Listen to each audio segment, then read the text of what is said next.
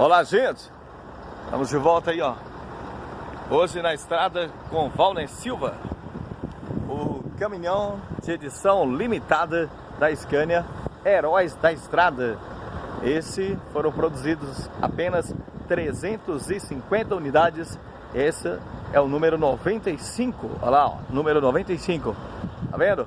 Nós estamos aqui com ele, caminhão muito bonito que a Scania produziu nessa edição limitada Heróis da Estrada.